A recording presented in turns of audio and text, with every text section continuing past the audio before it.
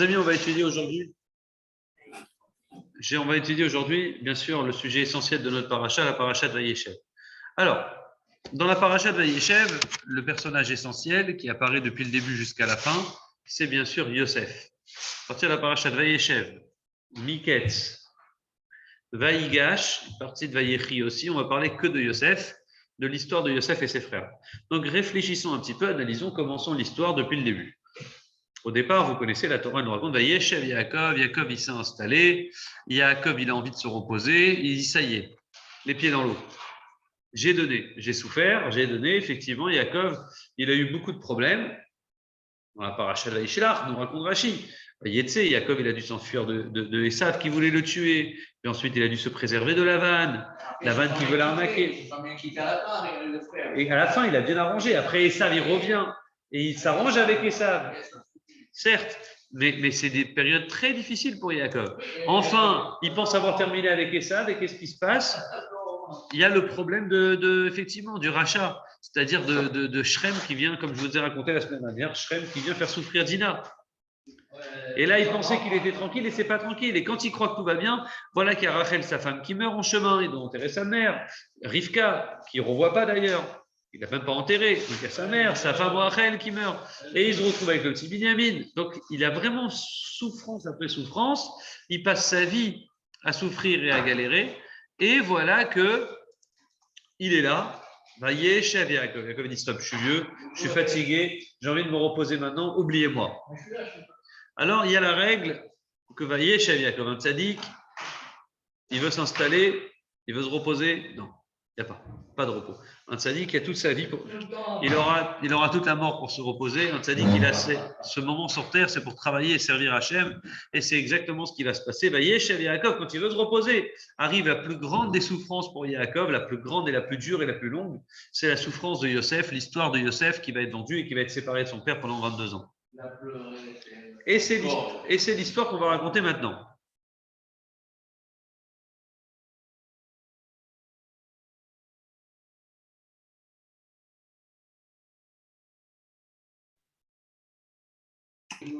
Alors, voilà que Yosef, la paracha nous raconte, c'était un jeune homme de 17 ans. Yaakov, il le préférait. C'était vraiment son chouchou, ce qui est tout à fait humain, normal. C'était le fils de Rachel, sa femme chérie, sa femme pour laquelle il a travaillé, la femme pour laquelle il s'est marié. Et donc, c'est vraiment son enfant à lui, et c'est celui avec qui, déjà physiquement, il lui ressemblait, c'est très intéressant. Yosef ressemblait à Yaakov, et donc, il lui transmettait toute la Torah, toutes les connaissances qu'il avait, il les transmettait à Yosef. Jusqu'à là, tout va bien.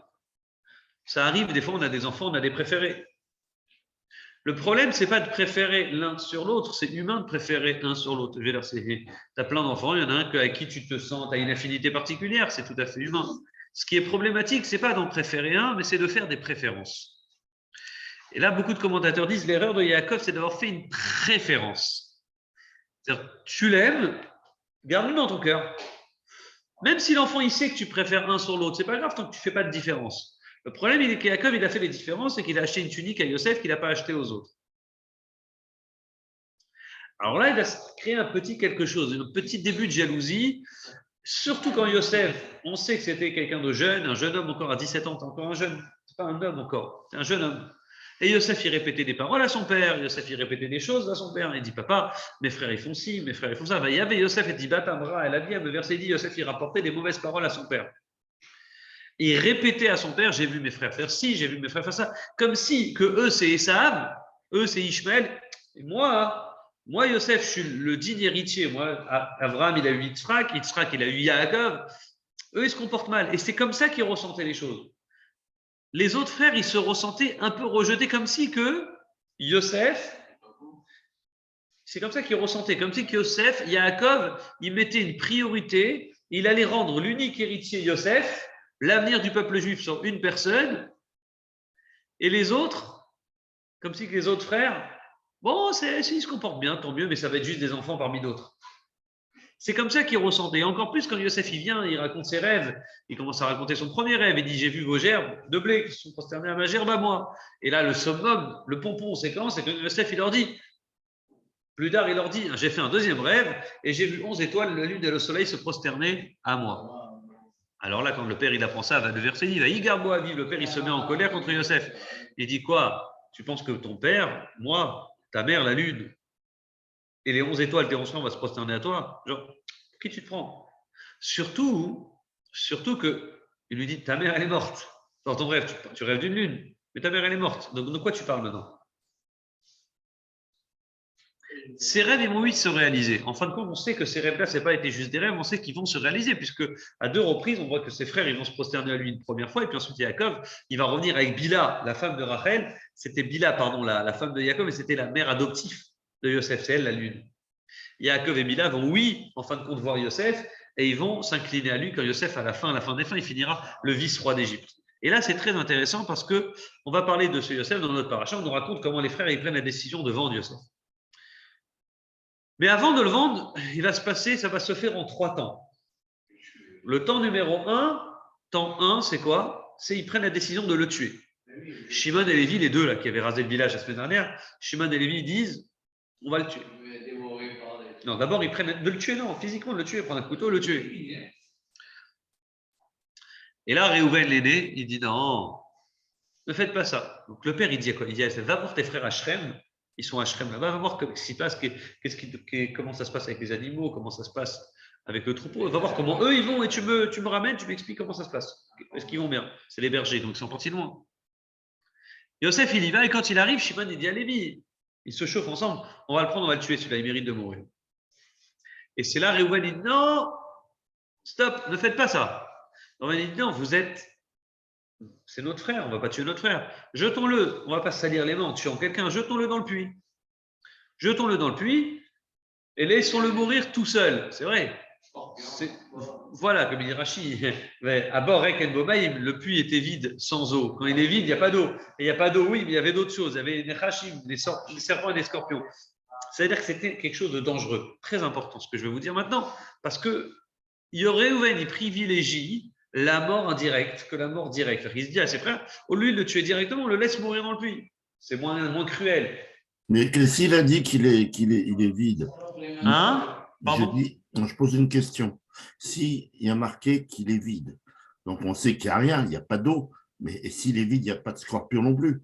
Donc là, j'ai jamais compris pourquoi. Non, alors ce que tu dis, c'est tout à fait juste. Tu dis, bon, c'est une vraie question sur le commentaire, sur le Midrash. C'est le Midrash qui dit ça. Il y a une Mara aussi qui dit ça, qui dit, va Borek et Boma, ils m'ont dit le puits était vide, virgule, et il n'y avait pas d'eau. Quand un puits il est vide, on sait qu'il n'y avait pas d'eau. Réponse, le Midrash, il dit, on ne sait pas pourquoi. Midrash, c'est Rabbi Shimon Bar Yochai qui a écrit, et Rabbi Shimon Bar Yochai, il dit, j'ai reçu de mon père, de mon grand-père. Et d'ailleurs, Rashi ramène le nom du personnage qui dit ça dans le Midrash, et dit, on m'a appris que ce jour-là, mon père, mon grand-père, mon arrière-grand-père, que dans ce trou-là, il n'y avait pas d'eau, certes, mais il y avait d'autres choses. Et le rabbi dans une sikha, il répond, il dit qu'en fait, c'est automatique. Le puits, l'eau, c'est la Torah. Quand un homme, pour répondre à ta question GG, il dit un homme, quand il n'a pas de Torah, de façon automatique, il entraîne des serpents et des scorpions. Ça veut dire quoi? Ça veut dire, écoutez bien ce que je vais vous dire. Ça, c'est une règle de vie très intéressante. Ça n'existe pas les zones tampons dans la religion. Il n'y a pas, bon, je fais un break, je me pose, je vais en vacances un mois, je suis tranquille, je reste un bon juif, mais les cours de Torah, mais les mitzvot, c'est bon, khalas, stop, vous m'avez saoulé. Je fais un petit break. Il dit, si tu décides de faire le vide, oui, s'il n'y a pas d'eau, si tu veux te vider de l'eau, c'est-à-dire tu dis pendant un temps, juste, j'arrête, je fais une petite pause avec la Torah. Sache, je t'annonce, de façon automatique, s'il n'y a pas de maïm, sache que yesh, il y aura des serpents et des scorpions, il y aura des bêtises. C'est en fait, soit tu es dedans dans la sainteté, soit tu décides d'arrêter la sainteté, la Torah, de façon automatique, t'entraînes des serpents et des scorpions, t'entraînes la Avodazara, t'entraînes des bêtises, t'entraînes un homme qui cesse d'étudier, qui cesse de pratiquer, qui dit, je fais une petite pause, mais je vais rester quelqu'un de bien de droit. Ça, je t'annonce que tu finiras mal. Tu tomberas et tu tomberas très bas. Continuons l'histoire. Donc voilà que Yosef, dans un second temps, Réhouven, il décide avec ses frères de le jeter dans le trou. Mais Réhouven, il prend la décision. La Torah, elle témoigne, elle dit ce qui se passe dans la tête de Réhouven. Réhouven, il ne l'a pas dit, mais la Torah, elle prend le temps de justifier. C'est les mots de la Torah. Il dit, Réhouven, il comptait, comme c'est l'aîné, le grand frère, venir le récupérer le soir. Si Yosef dit, je vais attendre que mes frères ils se calment, et quelques heures après vont passer, et la colère va se passer, ils vont se calmer, je vais le tirer Yosef, et c'est terminé, fin de l'histoire. Le problème, c'est que Réhouven, il va partir en attendant pendant l'après-midi et ils vont se retrouver les frères seuls avec Yehuda. Et là, Yehuda, il va sortir sa troisième idée du chapeau, qui est, pour ma foi, la moins grave. Yehuda dit, pourquoi on va laisser notre frère mourir dans le puits? Vendons-le et on gagne de l'argent et en même temps, on ne le tue pas directement. C'est méchant de tuer ou laisser mourir quelqu'un dans un puits. C'est méchant. Vendons-le. Exact. Donc, c'est Yehuda qui prend cette décision de le tuer, de le vendre. Et c'est ce qui va se passer. Yosef, il va se retrouver dans la maison de Potiphar. Et donc, Yosef, il va se retrouver dans cette, d'abord, serviteur, simple, pour travailler dans la maison de Potiphar. C'est là où il va monter en grade. Ça va devenir un homme très important. Non, d'abord, il va être acheté. Il va être acheté comme ça. Donc, Yosef, ça va devenir un homme très important. Et là, je vais m'arrêter avec vous sur ce sujet. C'est la force de Yosef. Il a 17 ans. Il est seul, perché en Égypte, très beau, abandonné de son point de vue de ses parents et de ses frères, et il se retrouve seul dans un pays étranger, un pays de voyous, dans une famille de voyous, la famille de Potiphar, où c'est un ministre de Pharaon, de Pharaon. Et là, il va se retrouver nez à nez avec la femme de Potiphar, qui va tout faire pour essayer de l'amadouer et essayer, pour rester propre, de se marier avec lui. Et Yosef, il va répondre non, une fois, deux fois, trois fois, et ça va être l'objet du cours. La force de Yosef. Quelle est la spécialité de Yosef par rapport à ses frères? Yosef, il a une grandeur. Comme on verra après, Yosef, c'est le seul de ses frères qui a connu le monde, qui a connu le travail tel que vous le connaissez aujourd'hui et qui s'en est sorti haut la main comme un vainqueur. Abraham, c'était un berger. Yitzhak, c'était un berger. Yaakov, c'était un berger. Tous les enfants de Yaakov étaient des bergers. Le seul dans la Torah qui prend le travail, qui est dans le monde, qui devient vice-roi d'Égypte, c'est pas rien, et qui finit tout son cursus, et on dit chapeau l'artiste, il n'a jamais fauté, c'est Yosef. Ça, c'est quelque chose de très intéressant. C'est vraiment le gagnant, c'est quelque chose de très fort de voir quelqu'un qui finit son parcours sans fauter. Il n'a jamais fauté. La Torah est témoin, elle prend le temps de nous raconter cette histoire de la femme de Potiphar. Imagine-toi, tu es seul, tu as 17 ans, tu as la femme de la maison, la patronne qui t'a accueilli, etc., et qui veut t'accueillir complètement, et toi tu dis non, non, non, non, non. T'imagines pas à la cour de Pharaon, sauf aussi. Pourquoi c'est facile? Ils étaient végétariens, tu mangeais. Il n'a jamais fauté, mais il avait quelque chose à réparer sur ce qui est sorti de ses doigts. De c'est quoi, tu dis? Parle plus fort, Gégé. Ses doigts. Au moment où il était avec. Ah, certes, non, mais c'est pas une avéra, ça. C'est pas ça, c'est. Ouais, non, ils disent comme ça que c'était. Grâce à ça, il y a les 10, je crois qu'il y en a 10 qui sont morts à cause de ça, je sais pas. Exact. Ah non, toi tu parles, non, les Asara Harougé Malchut. Les 10 martyrs qui sont morts dans les Tanaïm qu'on raconte à Moussaf de Rosh Hashanah Kippour, c'est à cause des 10 frères. Les 10 frères, ils ont vendu Yosef. Ils vont être punis plus tard par la mort des Asara Harougé Malchut, mais ça, c'est une autre histoire, un autre sujet. Non, ils ont parlé des 10 doigts. Les 10 doigts. Je reviendrai sur ce sujet, mais voilà. Ok. Mais ne quitte pas quelques secondes.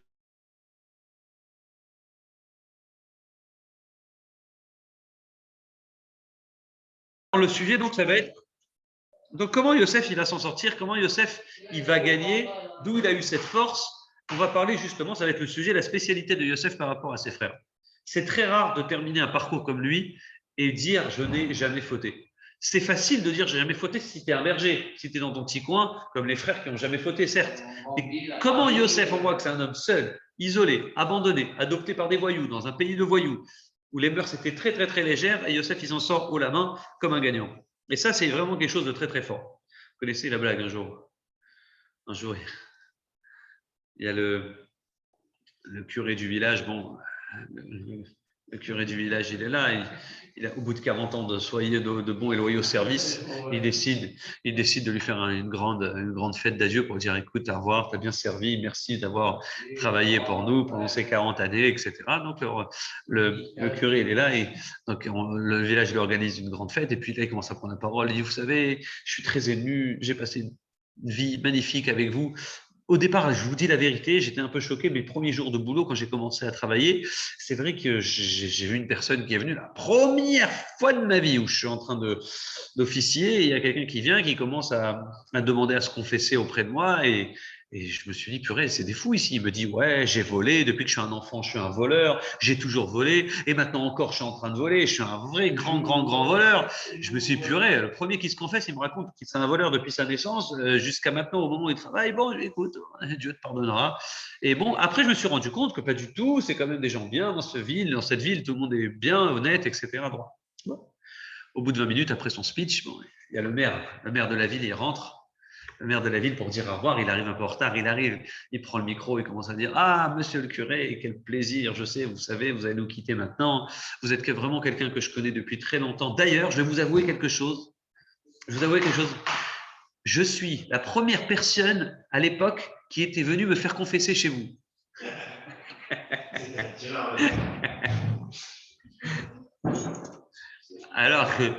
Alors il dit… Alors, on voit ici on voit la force de la différence. Là, on voit la différence entre Yosef. Yosef, il porte un titre. Aucun des frères, on n'appelle jamais Réhouven le tzaddik, Shimon le tzaddik, Lévi le tzaddik. Personne n'a le titre de tzaddik. Il n'y a que 2 personnes dans la Torah qui s'appellent tzaddik. Vous avez Noach. Noach, c'était Ish tzaddik. On dit ça pour l'encourager, parce que c'est un homme seul dans un pays de fous. Le monde était fou à l'époque du déluge. Et Noach, on l'appelle le tzaddik, n'est-ce pas? Noach, on l'appelle le tzaddik, comme si c'est un peu là, comme je vous avais fait un cours sur ça pour l'encourager, parce qu'il est seul dans un pays de fous. Mais Noach, dans un monde de fous, Noach, on peut dire ce qu'on veut sur lui, c'est oui un tzaddik, parce qu'en fin de compte, il n'a pas fauté, mais Noach, l'air de rien, il avait quand même des gens avec lui pour l'aider. C'est qui les gens? Sa femme et ses enfants. Noach, il avait sa femme avec lui. Dis-moi, tu peux dire ce que tu veux, mais quand tu as ta femme avec toi pour t'aider et te soutenir, tu as tes enfants. Et à part tes enfants, tu as tes belles-filles. Vous êtes une belle famille de gens justes. Abraham, Noach, il a connu, n'oubliez pas, il a connu Methuselah, Mathusalem. Il a connu des gens bien, Noach. Alors certes, il est dans un monde de fous. C'est un tzaddik, il s'est bien comporté. On l'appelle tzaddik pour l'encourager. Mais Noach, il avait une famille. Il était dans un petit groupe de personnes, des élites. Donc il a survécu grâce à son entourage. Mais il y a une autre personne qu'on appelle Yosef. Dans la Torah, on ne l'appelle pas tzaddik, Yosef. Mais dans Amos, il y a un verset qui dit qu'il y a un clin d'œil sur le fait qu'il soit tzaddik.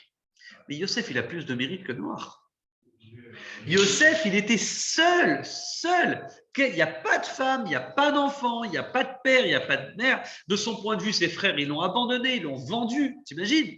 Tu dis, j'étais vendu par mes frères. Tu arrives dans un pays, tu as été lâché par le Dieu sur lequel tu as été éduqué toute ta jeunesse. Tu te retrouves seul dans un pays adoptif, l'Égypte, dans une famille de Potiphar, de gentils, qui t'apprennent le métier, qui t'éduquent, qui te rentrent dans la famille, qui te donnent à manger, à boire. Imaginez-vous la tête d'un enfant de 17 ans. Et là, tu es tout seul avec eux. Et là, il y a une femme qui vient, la femme du patron. Elle dit, viens, marie-toi avec moi, marie-toi avec moi. Et le pire des pires, c'est que ce n'est pas une épreuve qui a duré une fois, 1 minute, 1 heure. C'est trop facile de tenir à une épreuve une fois. Elle vient à toi une fois, tu dis, ah non, c'est facile. Tu dis non. Tu dis, même nine, en allemand, c'est plus fort. Une fois, tu es tranquille. Le problème, c'est que Yosef, il a connu cette épreuve de la femme de Potiphar pendant une longue période. Elle venait de jour en jour le voir. Viens avec moi, viens avec moi. C'est une épreuve qui a duré longtemps, une épreuve qui a duré dans le temps. Et Yosef disait non à chaque fois. Et c'est vraiment quelque chose de très, très, très dur. Comment Yosef, cette force qu'il a eue de tenir aussi longtemps, et ne pas fauter avec elle jusqu'au jour J. Et là, ça va être le jour, vraiment le moment le plus important, le plus difficile. On dit c'est le jour où il est venu, Vayavo. Le verset, il nous dit, Vayavo abaita la sot melarto. Yosef est venu dans la maison, la femme de Potiphar, pour faire son travail. Et là vient Rashi, il nous ramène une marloquette dans la Gemara Sota. Rashi dit, il y a 2 avis. Un, il dit, Yosef est venu pour faire son travail. Ce jour-là, c'était quoi? C'était un jour de fête chez les Goïm. Potiphar, il est parti, la maison était vide. Madame Potiphar, elle s'est portée pâle. Elle a dit, je suis malade, laissez-moi. Je veux rester allongé à la maison dans le lit. Elle fait semblant d'être malade. Et Yosef, ce jour-là, il est venu faire son travail dans la maison. Il y a 2 avis dans la Gemara. Il y en a un qui dit, vraiment, il est venu faire son travail pour travailler, Yosef. Et c'est là où elle va l'agresser. Mais il y a un autre avis. Shmuel dit, un autre avis dans la Gemara qui dit non. Il est venu faire son travail, il est venu conclure l'affaire avec Madame Potiphar. Là, il n'en pouvait plus, c'était le moment, il a dit, ça y est, je ne peux plus tenir. Il est parti exprès là-bas. Non, elle n'a pas fait trébucher. Elle a fait trébucher, je ne sais pas quoi, il est tombé. Attends, c'est-à-dire que là, Yosef, il a craqué, il était à 2 doigts de tomber. Écoute bien, 2 avis. Alors, celui qui dit qu'il est venu vraiment faire son travail, c'est-à-dire conclure, parce qu'il n'y a pas écrit, il est venu faire la sot abelacha. En hébreu, tu dis, il est venu faire le travail. Là, quand il y a écrit son travail, genre c'est quelque chose qui, depuis longtemps, ça cogitait dans sa tête, et là, il s'est dit, ça y est, ça y est, ça y est. Et là, quand il arrive, il la voit, il est seul avec elle, et dit la Gemara, Nira dmut diokno shel aviv. Tout d'un coup, il commence à voir l'image de son père. Il voit la tête de son père comme ça, et là, ça lui chambole tout. Ça dure quelques secondes. Il retire son vêtement, parce que la femme d'officier lui a attrapé son vêtement. Il retire et il part en courant et il se sauve. À cause de ça, il va finir en prison. Elle va crier « Il a voulu m'agresser ». Ils vont venir, ils vont le mettre lui en prison. La fin de l'histoire, vous la connaissez. C'est-à-dire qu'il a vu l'image de son... Benoni, alors. Pardon ? C'était un Benoni. Je suis tout à fait d'accord avec toi. C'est exactement ce que j'ai pensé quand j'ai préparé le shiur. On ne peut pas dire sur Yosef que c'est un tzaddik que vous connaissez. Abraham, il n'aurait jamais eu cette épreuve. Abraham, il n'y a pas de femme qui vient l'embêter, Abraham. Yitzhak et Yaakov, c'est un autre monde, c'est une autre planète. C'est un tzaddik. Aucune femme peut tourner la tête à Abraham, Yitzhak et Yaakov. Yosef, c'est un homme. C'est un de chez nous. C'est quelqu'un comme nous. Ceux qu'on appelle tzaddik, Noach, on l'appelle tzaddik parce que c'est quelqu'un de chez nous. C'est un humain comme nous. On aurait pu être des Noach, nous. Des bonnes personnes, juste, on n'est pas des tzaddikim, et on l'appelle tzaddik, la Torah, pour l'encourager. Yosef, c'est quelqu'un comme nous.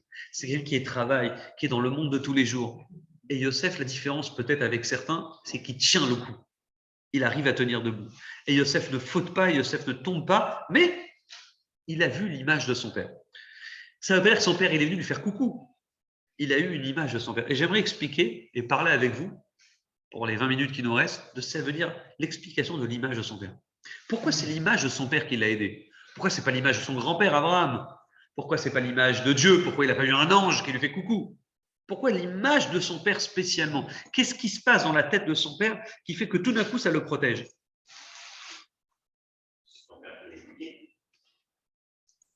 Oui, mais pourquoi c'est son père qui vient l'aider ici, spécialement Diukno? C'est vraiment, il a vu une image de son père. Il n'a pas vu son père qui lui parle, il ne s'est pas rappelé les enseignements de son père. C'est comme la tête de son père qui va l'aider.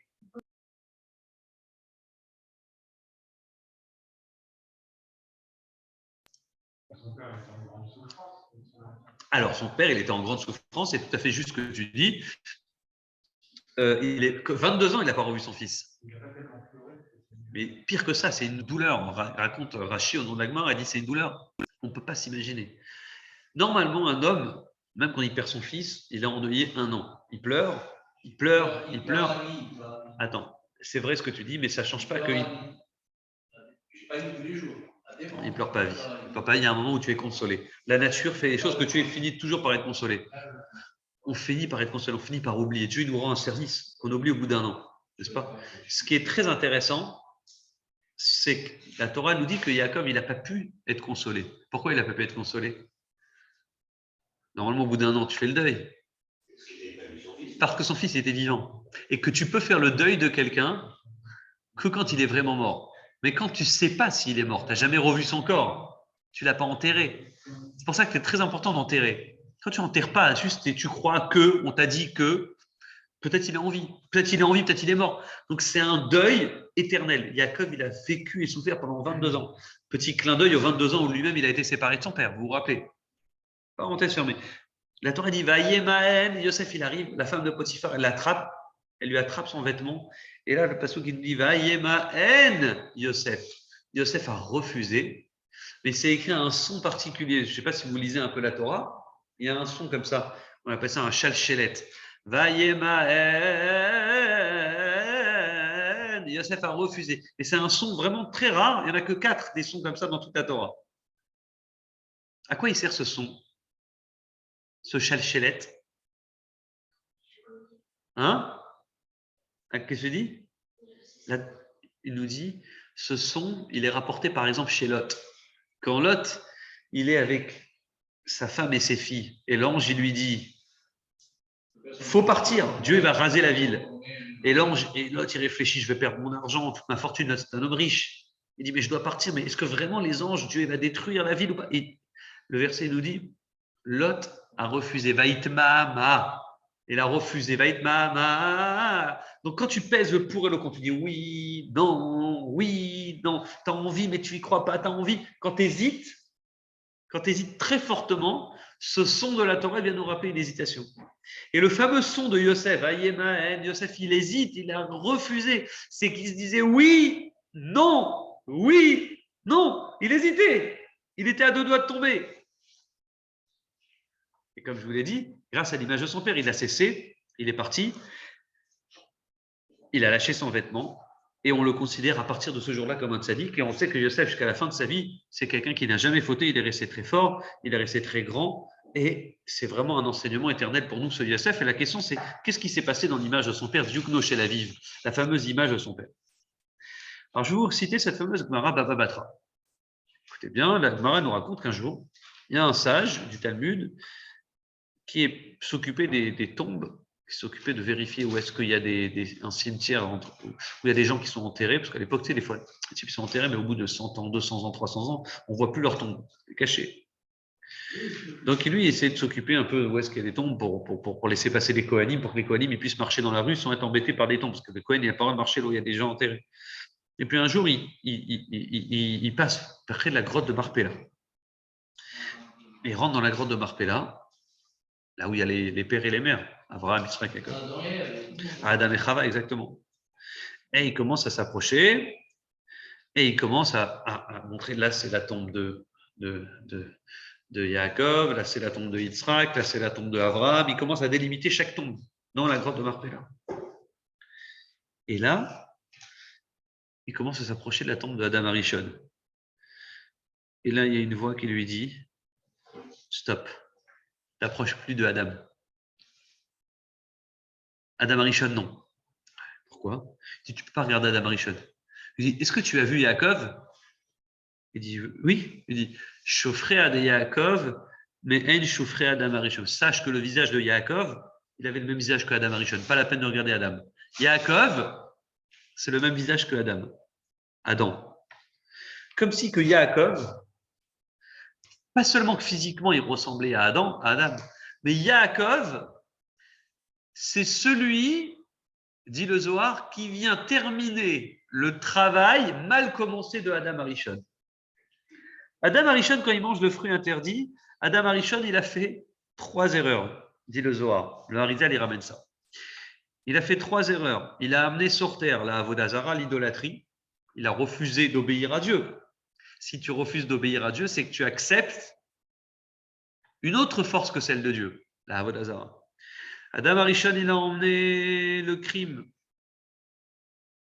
Les humains, ils étaient éternels. Ils auraient pu vivre 1000 ans éternellement. À cause de Adam Arishon, les hommes vont devenir mortels. Donc, il a emmené la mort. Les 3 fautes graves. Et enfin, le mariage interdit. On dit à cause de Adam Arishon, on dit le plaisir des mariages interdits est arrivé sur terre indirectement par la faute de Adam Arishon.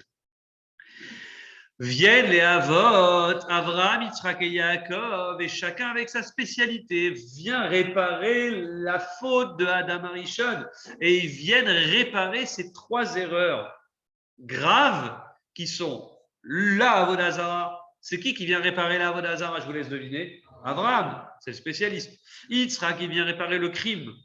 Yitzhak, qui fait très attention. La preuve lui-même, qu'il est prêt à mourir pour Hachem, personnellement.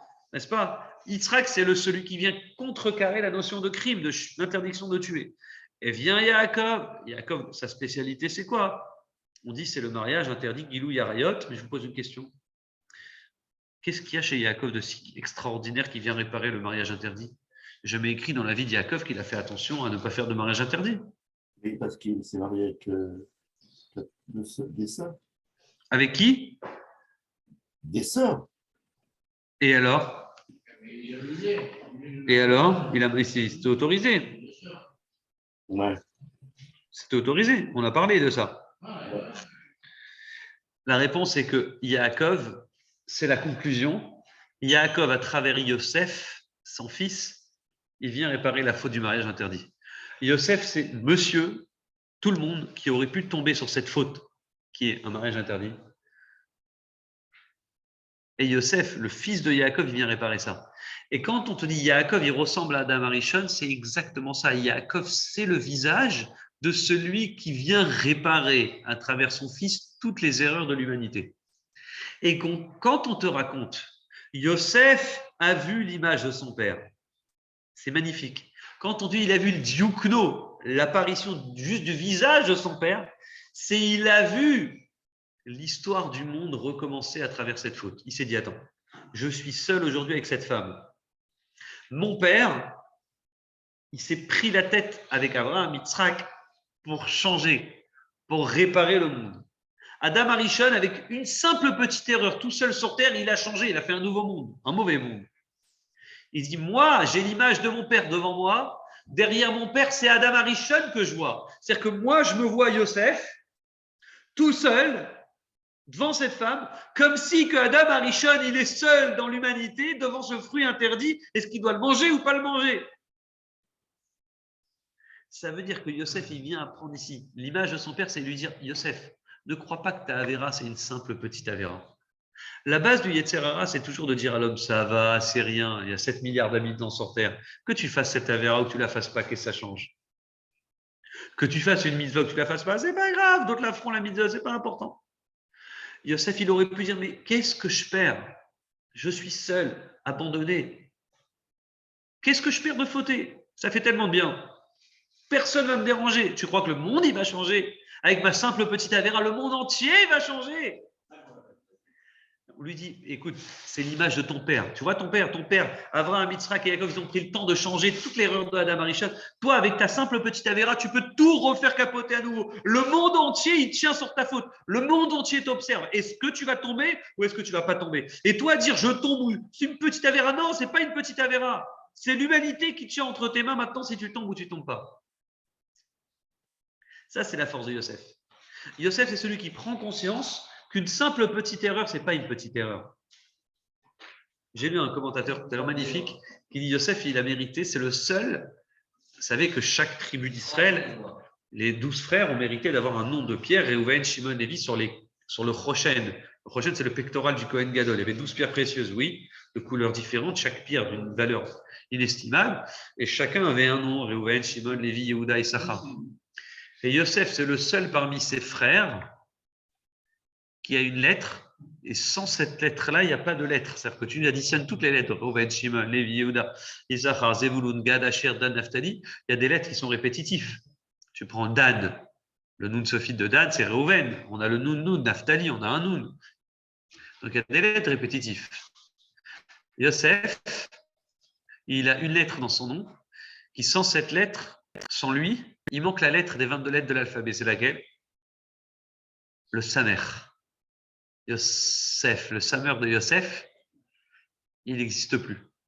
Ça veut dire, si Yosef tombe, il n'y a plus. C'est pas qu'il manque le nom, Yosef. Il aura fauté, l'histoire retiendra, on en retirera son nom des 12 pierres. C'est pas le plus grave. Le plus grave, c'est que si Yosef, il tombe, il n'y a plus de lettre Samer. Il manque une lettre des 22 lettres de l'alphabet dans le prochain, dans le pectoral du Kohen Gadol. Yosef, c'est celui qui prend conscience. Tu n'es pas seul. Ne crois pas que ta faute, elle est rien. Ta faute, elle est tout.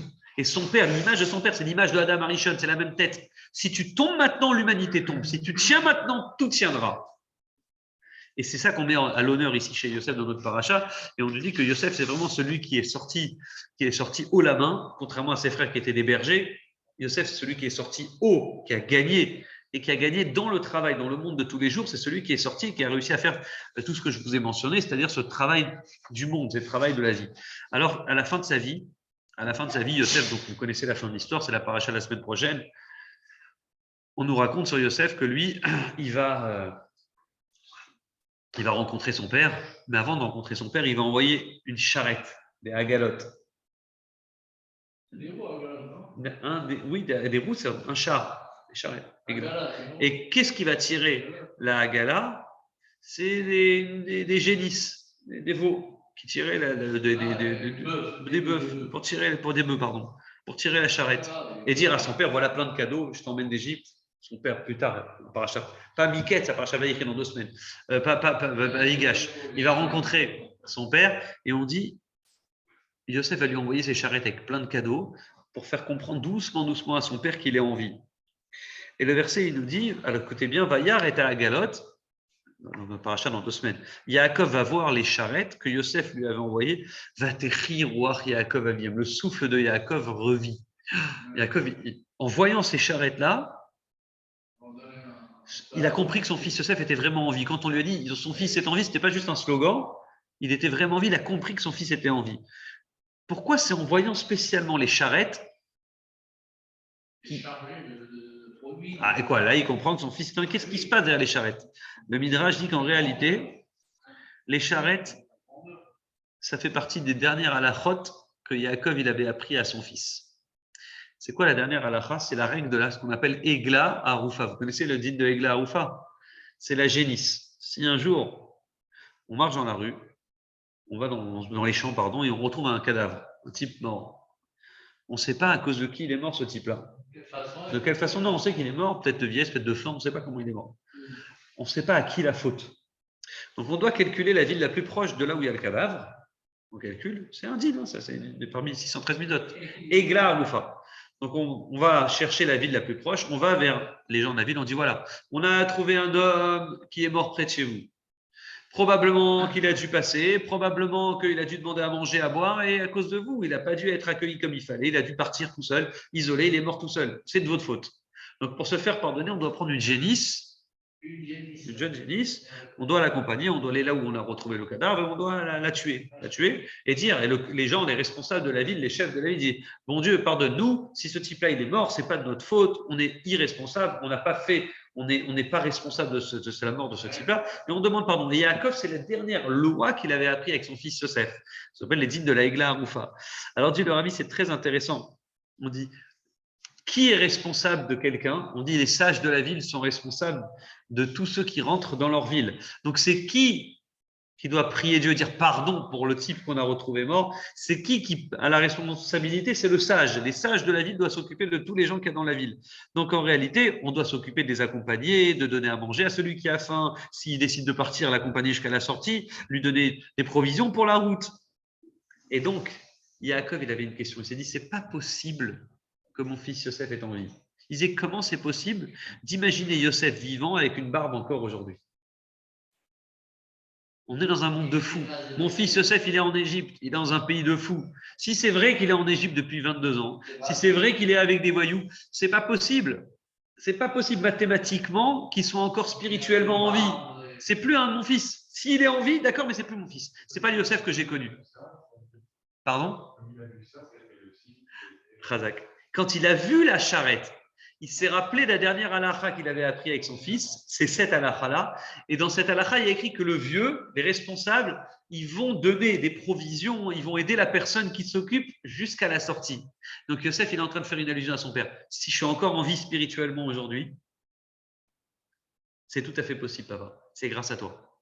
Toutes les halakhot qu'on a étudiées ensemble, toute la Torah qu'on a étudiée, tu t'es occupé de moi. Le fait, jeune, on a été des étudiants.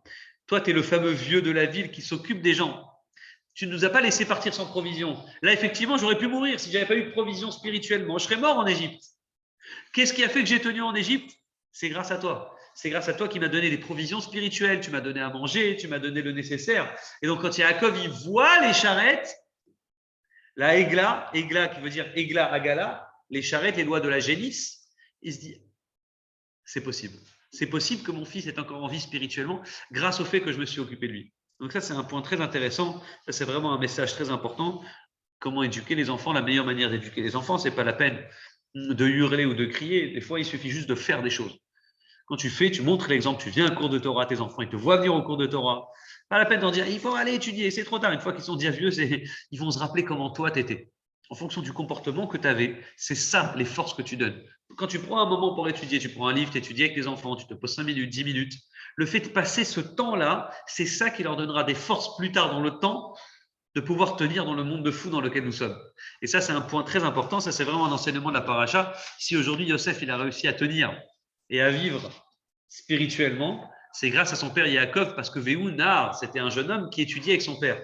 C'est celui qui était toujours avec son père en train d'apprendre la Torah. Les dernières lois qu'il a apprises, c'est les lois de la génisse, le loi où les sages de la ville, les vieux, ils doivent accompagner les gens de la ville s'ils veulent partir en voyage pour s'occuper d'eux. Donc ça, c'est la force de Yaakov et la force de Yosef. On a compris maintenant l'enseignement de notre paracha, comment Yosef, c'est le seul parmi ses frères qui aurait pu tenir. Pourquoi Yosef, c'est le seul qui a pu tenir en pays étranger? C'est parce que c'est le seul qui avait la Torah de son père. Et la Torah, c'est quelque chose qui nous préserve. Et comme tu disais, Ange, tout à l'heure, très justement, si on n'a plus de Torah, si on n'a plus de repères, automatiquement on tombe comme le fameux puits. Si c'est un puits sans eau, de façon automatique, ça mène les nachash et les akrav. Donc ça, c'est un autre enseignement, savoir étudier, prendre du temps pour toujours se poser, étudier, et ça donne des forces pour la suite. Chers amis, je vous souhaite à tous Shabbat Shalom et Good Shabbat, à la semaine prochaine.